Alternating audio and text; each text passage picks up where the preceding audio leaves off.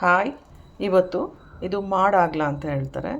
ಇದ್ರದ್ದು ನಾನು Spain guard ಅಂತಲೂ ಹೇಳ್ತಾರೆ ಇದಕ್ಕೆ. ಇದ್ರದ್ದು ಸಬ್ಜಿ ಮಾಡ್ತಾಯಿದ್ದೀನಿ, ಪಲ್ಯ ಮಾಡ್ತಾಯಿದ್ದೀನಿ.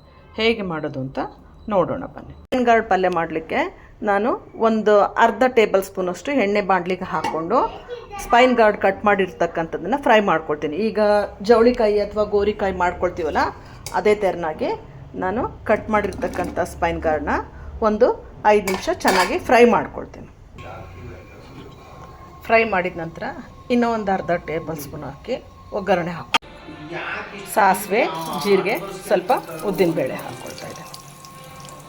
ಒಂದು 8 ಕರಿಬೇವಿನ ಹೆಸರು, ಒಂದು ಈರುಳ್ಳಿ, ಒಂದು 1/4 ಟೀ ಸ್ಪೂನು ಕೊತ್ತಂಬರಿ ಬೀಜದ ಪುಡಿ, ಒಂದು 1/4 ಟೀ ಸ್ಪೂನು ಜೀರಿಗೆ ಪುಡಿ,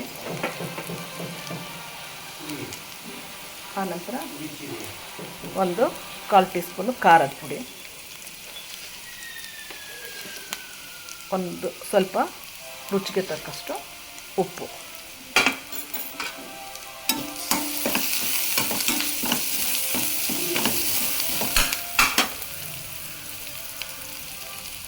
ನಂತರ ಸ್ವಲ್ಪ ಟೊಮೊಟೊ,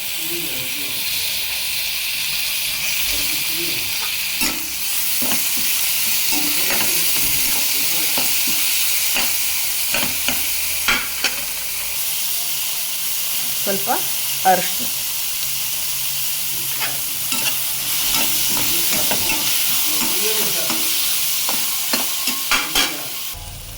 ನಂತರ ಫ್ರೈ ಮಾಡಿರ್ತಕ್ಕಂಥ ಹಾಕ್ದ ಸ್ಪೈನ್ ಗಾರ್ಡ್ ಅಂತ ಹೇಳ್ತೀವಲ್ಲ ಅದು.